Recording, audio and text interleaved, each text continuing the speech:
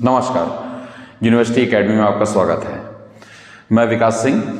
आज first unit खत्म हो चुकी है, अब हम सेकेंड यूनिट की बात कर रहे हैं। ठीक है, फर्स्ट यूनिट के रिगार्डिंग जो भी चीज़ें थी हमने आपको बता दी हैं। फिर भी आपकी क्वेरीज हो सकती हैं तो आप लोग कमेंट सेक्शन में हमसे कुछ भी पूछ सकते हैं।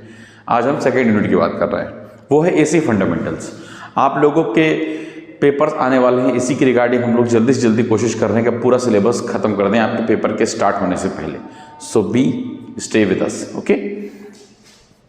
एसी फंडामेंटल्स के बारे में इसके पहले की यूनिट में हमने डीसी के बारे में बात की थी।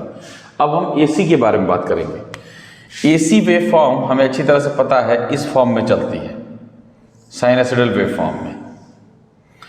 ठीक है, साइनसोइडल वेव फॉर्म में चलने के कारण क्या होते हैं? एक्चुअली क्या होता है, जब भी किसी हम एसी क्वांटिटी की बात करते हैं तो उसमें दो चीजें होनी चाहिए। पहली चीज तो ये कि वो कॉन्टिन्यूअस होना चाहिए, कॉन्टिन्यूअस, और दूसरा चीज ये कि वो डिफरेंशिएबल होना चाहिए। कॉन्टिन्यूअस का मतलब होता है कि वो ग्राफ कहीं से टूटा हुआ ना हो, कोई ब्रेक ना हो, और डिफरेंशिएबल मतलब होता है कि उस ग्राफ के हर एक पॉइंट पर एक ही वैल्यू आती हो। मसलन जैसे कि मान लीजिए ये पॉइंट है आपका, इस पॉइंट पे ग्राफ के यहां पर ये वैल्यू दिया जा रहा है, एक्स एक्सिस पे ये कट है, वाई एक्सिस पे ये कट है। ये पॉइंट है यहां पर, एक्स एक्सिस पे ये कट है, देन वाई एक्सिस पे ये कट है। ये पॉइंट है यहां पर, एक्स एक्सिस पे ये कट है, वाई एक्सिस पे ये कट है। ये हो सकता है कि किसी एक पॉइंट पे, जैसे मान लीजिए ये पॉइंट है, ये पॉइंट है, ठीक है, दोनों पे सेम वैल्यू आ रही हो, लेकिन ऐसा नहीं होना चाहिए कि किसी ग्राफ की किसी भी एक पॉइंट पे एक से ज्यादा वैल्यूज आ रही हो। इसका मतलब क्या होता है? मतलब ये होता है, अगर हम ग्राफ के पॉइंट से जुड़ी हुई एक टेंजेंट खींचे, यानी एक स्पर्शी खींचे, तो वो अगर सिर्फ एक ही टेंजेंट खींच पा रहे हैं तो इट मीन्स उसकी एक ही वैल्यू होगी। अगर एक से ज्यादा टेंजेंट खींच रही है तो इट मीन्स उसकी एक से ज्यादा वैल्यूज होगी उस एक पॉइंट के लिए। जैसे कि अगर मान लीजिए ग्राफ हमारा इस टाइप का है और शार्प टर्न है इसमें, ये देखिए। अब एक जब शार्प टर्न रहता है, एक बिंदु जो है, तो आपने पढ़ा होगा कि दो बिंदुओं को बीच से एक रेखा जाती है, लेकिन एक बिंदु से अनंत रेखाएं जाती है। तो जब कोई शार्प टर्न आ जाता है तो वहां से कई स्पर्शी खींची जा सकती है, और जब एक से ज्यादा स्पर्शी यानी टेंजेंट खींची जाए, इट मींस इस पॉइंट के लिए ग्राफ की कई वैल्यूज आ रही है। इसका मतलब इस पॉइंट के लिए ग्राफ एब्सोल्यूट वैल्यू नहीं देगा हमको, यानी यहां पर डिस्टर्ब करेगा हमें। ऐसे पॉइंट्स डिफरेंशिएबल नहीं होते, क्योंकि डिफरेंशिएट करने के बाद एक प्रॉपर वैल्यू आनी चाहिए।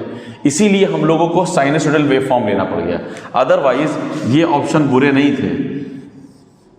ये square wave, short tooth wave, ये कोई बुरे ऑप्शन नहीं थे। ये आपके स्क्वायर वेव है, ये शॉर्ट टूथ वेव है, सब कंटिन्यूअस है, बट डिफरेंशिएबल नहीं है, क्योंकि इन पे शार्प पॉइंट्स आ रहे हैं।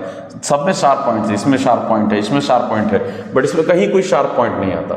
इसी वजह से सबसे बेसिक चीज आप ये जानिए कि हम लोग एसी वोल्टेज की या करंट की या एसी की जब भी बात करेंगे तो हमेशा सिंपल हार्मोनिक मोशन के जो ग्राफ होते हैं एसएचएम के, वो फॉलो करते हैं। क्लियर है? ठीक, ये चीज आपको पता चल गई कि एसी फंडामेंटल्स में हमको कॉन्टिन्यूअस और डिफरेंशिएबल ग्राफ चाहिए, तो हमने एसी को ले लिया था। इसकी जनरल इक्वेशन क्या होती है? मान लीजिए अगर ये ओमेगा टी है या फिर टाइम के रिस्पेक्ट में है और ये वाई एक्सिस है, तो इसका इक्वेशन होता है y equals to Y M sine omega T, या फिर y equal to Y M cos omega T. ये होती है इसकी इक्वेशन। इसीलिए आपने कभी भी गौर किया होगा कि जब भी हम एसी में वोल्टेज या करंट की बात करते हैं तो उसकी इक्वेशन इसी फॉर्म में होती है। y मतलब y एक्सिस, वाई एम मतलब उसकी पीक वैल्यू जो भी होगी, let us suppose this is Y M, और साइन ओमेगा टी क्या है? ये एक एंगल है। टी क्या है? टाइम है। ओमेगा क्या है? 2 पाई एफ ओमेगा। ठीक है, ये मिलाकर बनाते हैं एंगल, यानी इसको थीटा भी कह सकते हैं। तो हम चाहें तो अगर इसको थीटा बना देते हैं, theta is equals to omega T होता है। तो अगर हम चाहें तो ऐसे भी लिख सकते हैं, y equal to Y M sine theta, अगर ये थीटा होता तो। अगर टाइम के रिस्पेक्ट में है तो ओमेगा टी, थीटा के रिस्पेक्ट में तो ये इक्वेशन दोनों चल जाएगी। हम वहां पे चाहे तो साइन भी यूज कर सकते हैं, कॉस भी यूज करते हैं, क्योंकि ये एंगल है और एंगल कुछ भी हो सकता है, 180 minus theta, 180 plus theta, 90 plus theta, 90 minus theta, anything, all are the angles. तो अगर आप साइन लेते हैं और वो 90 से अगर माइनस हो जाता है तो कॉस हो जाएगा, 90 से प्लस हो जाता है तो भी कॉस हो जाएगा। तो साइन और कॉस से मतलब नहीं है, दोनों के वेव फॉर्म साइनोसॉइडल ही होते हैं, ठीक है ना। इसीलिए साइन हो या कॉस हो वो इंपॉर्टेंट नहीं है, वेव फॉर्म जो होते हैं साइन और कॉस के ये साइनोसॉइडल ही होते हैं ये, ठीक है। साइन के अगर 0 से स्टार्ट होते हैं तो कॉस के 90 से स्टार्ट होते हैं। क्लियर? आपको ये चीज समझ में आ गई कि एसी फंडामेंटल्स में हम इस तरह के ग्राफ क्यों लेते हैं, ठीक है। अब इसमें कुछ चीजें जिसके बारे में हमको जानना चाहिए, उन चीजों पर चर्चा करते हैं। एसी में असल में क्या क्या चीजें दी जाती हैं, क्या क्या चीजें होती हैं। सबसे पहले इसको हम लोग क्या बोलते हैं, वेव फॉर्म। यानी कोई भी ऐसी क्वांटिटी को x के रिस्पेक्ट में जो y की वैल्यू दिखाने का ग्राफ होता है उसको बोला जाता है वेव फॉर्म। क्लियर है? उसके बाद एक चीज आती है साइकिल। साइकिल मतलब क्या होता है? साइकिल मतलब होता है जब एक साइकिल कंप्लीट हो जाए। साइकिल मतलब अगर हम वहां पे कहीं मिरर रख दे ग्राफ में, अगर कहीं मिरर रख देते हैं तो वो ग्राफ उस मिरर के बाद से एज इट इज रिपीट करना चाहिए।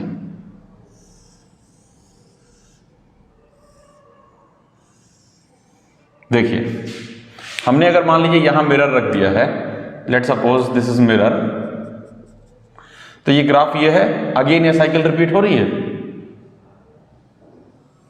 तो जहां पर ये कंडीशन आ जाए कि ग्राफ अपने आप को रिपीट करने लग जाए, उसको हम बोलते हैं ग्राफ की साइकिल। यहां पर पॉजिटिव हाफ और नेगेटिव हाफ मिलाकर एक साइकिल कंप्लीट करते हैं, तो this condition is known as cycle. जितना ग्राफ पॉजिटिव ऊपर होता है उतना ही ग्राफ नेगेटिव में नीचे होता है। और हम लोग एक्स वाई कंपोनेंट में 0 के ऊपर को पॉजिटिव मानते हैं, 0 के नीचे को नेगेटिव मानते हैं, ठीक है।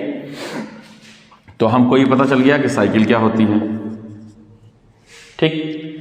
इसके बाद एक टर्म आता है अल्टरनेशन।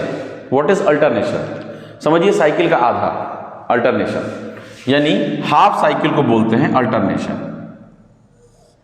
दिस इज, ये होता है आपका अल्टरनेशन, अल्टरनेशन, ठीक है।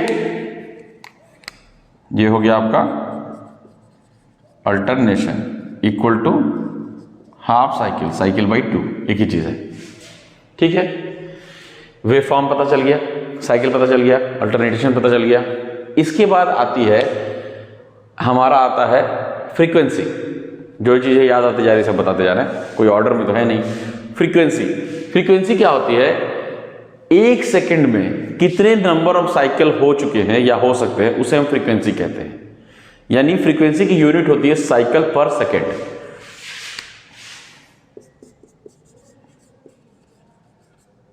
उसकी यूनिट होती है साइकिल पर सेकेंड। बट इसके बारे में खोज जिन वैज्ञानिक ने की थी उनका सरनेम हर्ट्ज था, इसलिए हम इसको हर्ट्ज भी कहते हैं। तो hertz is nothing but the cycle per second, यही वैल्यू है, और कुछ नहीं होता। ये फ्रीक्वेंसी क्लियर हो गई, ठीक है। इसके बाद आता है एम्पलीट्यूड। एम्पलीट्यूड क्या? यानी उस ग्राफ की जो मैक्सिमम वैल्यू होती है उसको उसका एम्पलीट्यूड कहते हैं। अगर पॉजिटिव हाफ का एम्पलीट्यूड पूछा जाए तो इस ग्राफ में ये पॉइंट है।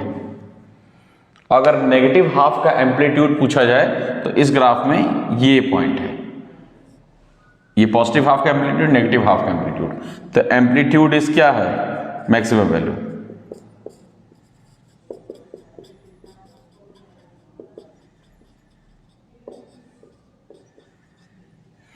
वेव फॉर्म क्लियर है, cycle clear, alternation clear, frequency clear, amplitude clear. और कुछ आ रहा है? एक सेकंड होने वाली दोनों की संख्या साइकिल है, ठीक है। और इसके बाद हाँ एक चीज और आती है, टाइम पीरियड। टाइम पीरियड क्या होता है? एक सेकंड में जितने नंबर ऑफ साइकिल होते हैं उनको बोलते हैं फ्रीक्वेंसी, और एक साइकिल में जितना टाइम लगता है उसको बोलते हैं टाइम पीरियड। एक सेकंड में जितनी साइकिल्स होती हैं फ्रीक्वेंसी होती है, उसका उल्टा समझिए, एक साइकिल होने में जितना टाइम लगता है दैट इज टाइम पीरियड।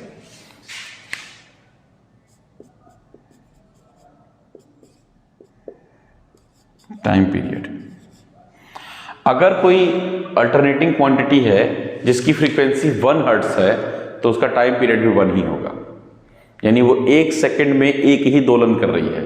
और टाइम पीरियड का परिभाषा क्या है? एक दोलन में लगने वाला समय 1 सेकंड। तो यानी फ्रीक्वेंसी और टाइम पीरियड ओनली 1 के केस में इक्वल होते हैं। इसीलिए इनका जो रिलेशन होता है वो होता है T = 1/f या वाइस वर्सा F = 1/t, एक ही चीज है। इनमें सिचुएशन सेम तब हो सकती है if time period and frequency both have same quantity like 1, only 1, not like 1, then it will be the same quantity. Clear? तब जाके ये सेम होंगे, टाइम पीरियड एंड फ्रीक्वेंसी। इतनी चीजें हैं जो अल्टरनेशन के बारे में, अल्टरनेट के बारे में, अल्टरनेट क्वांटिटी के बारे में आपको पता होनी चाहिए। क्लियर है? ठीक है, कोई दिक्कत तो नहीं। अच्छा, एक छोटी सी चीज और कर लेते हैं। एक टर्म होगा जो एसी में बार बार आपके सामने आएगा, ठीक है, जिसे हम बोलेंगे आरएमएस वैल्यू। अच्छा हाँ, आरएमएस वैल्यू जानने से पहले एक चीज और बताइए, आपको एसी का वेवफॉर्म पता चल गया, तो अगर मैं आपसे पूछूं कि वोल्टेज की इक्वेशन क्या होगी एसी में, तो होगी V = Vm sin ωt। sin ωt हम इसलिए लेके चल रहे हैं क्योंकि मोस्टली यही लिया जाता है। करंट के केस में क्या होगी? Current I = Im sin ωt। तो वोल्टेज और करंट अल्टरनेटिंग क्वांटिटी अगर समझना होगा तो हम वोल्टेज या करंट किसी को भी लेके चल सकते हैं, ठीक है, उससे हम अल्टरनेटिंग क्वांटिटी के बारे में अच्छे से समझ जाएंगे। कोई दिक्कत तो नहीं? ठीक है, ये चीजें हो गई हैं। इसके बाद एक फैक्टर आता है आरएमएस वैल्यू। क्या होता है आरएमएस वैल्यू? ठीक है, चलो देखते हैं।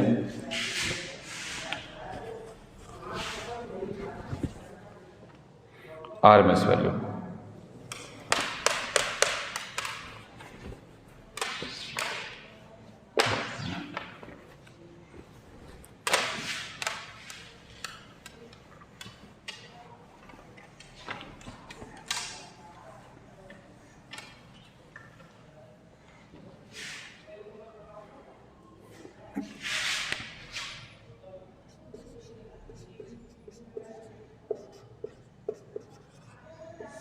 इस सब के नोट्स आपको मिल जाएंगे, इसके लिए आप परेशान मत होइएगा। इसलिए मैं डेफिनेशन लिख के टाइम वेस्ट नहीं कर रहा हूँ, आपको समझाने की कोशिश कर रहा हूँ। आरएमएस वैल्यू हम लोग किस सेंस में समझते हैं? एक्चुअली क्या होता है, और इस तरह की वैल्यू की जरूरत पड़ी क्यों?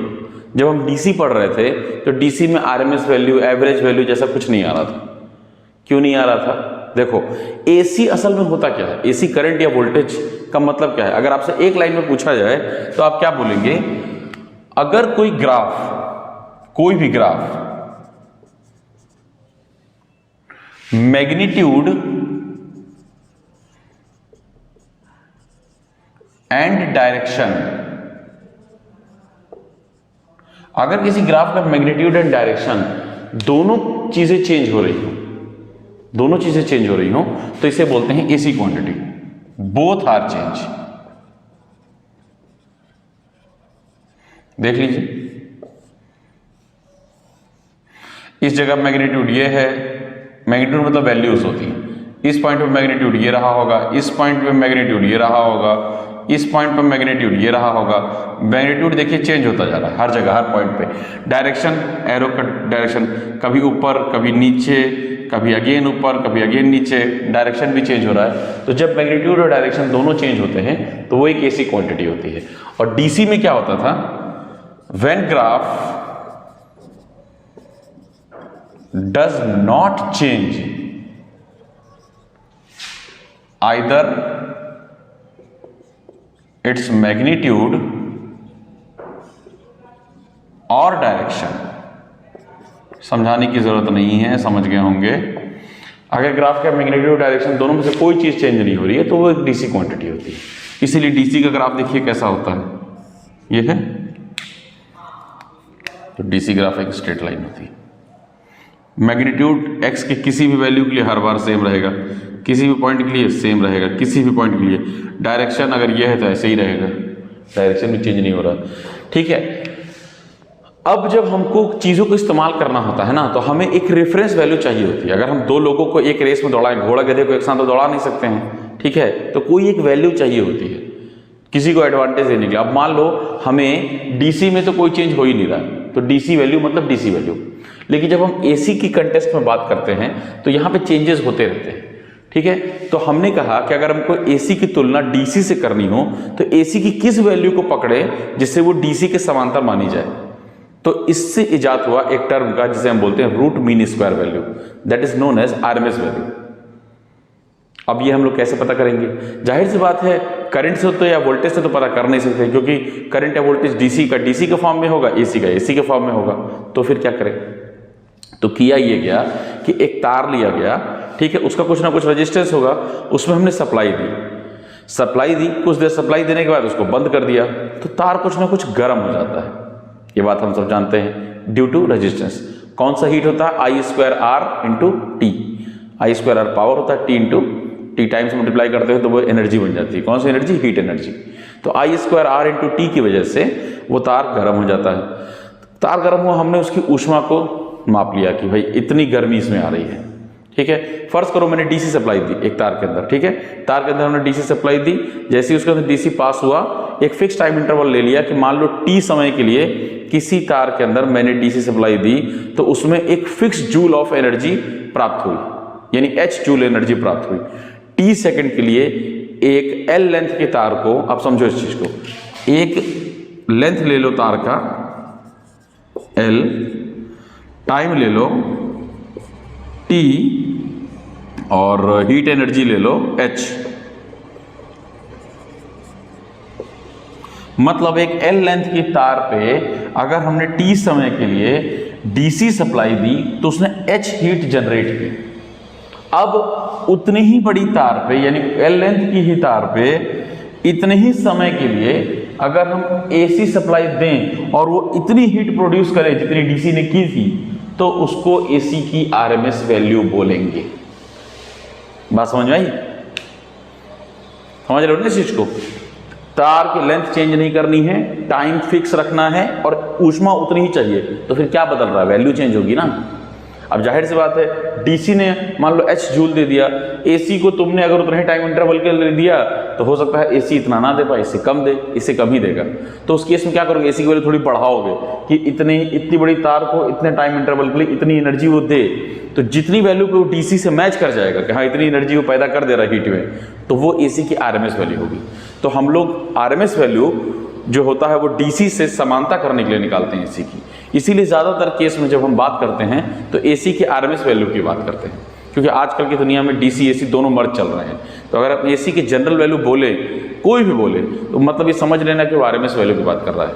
और अगर कोई आपसे आगे से पूछे कि आरएमएस वैल्यू और डीसी वैल्यू को किस ग्राउंड पे हमने मैच कराया है, तो हीट के ग्राउंड में मैच कराया है। दोनों के दोनों जब सेम जूल ऑफ एनर्जी देने लग जाते हैं, सेम लेंथ की वायर के लिए, सेम टाइम इंटरवल के लिए, तो this kind of value of AC is known as RMS value. ठीक है, आज के लेक्चर के लिए एसी के बारे में इतना काफ़ी है। नेक्स्ट लेक्चर में इसके बारे में विस्तार से चर्चा करेंगे। और आपको अगर हमारा लेक्चर पसंद आया हो तो please like, share and subscribe, और अपने दोस्तों को भी बताइए भाई, वो भी इसका बेनिफिट लें। और जो भी आपके फेवरेट फीडबैक्स हैं उसका हमें कमेंट कीजिए। ठीक है, हमसे जुड़े रहिए। धन्यवाद।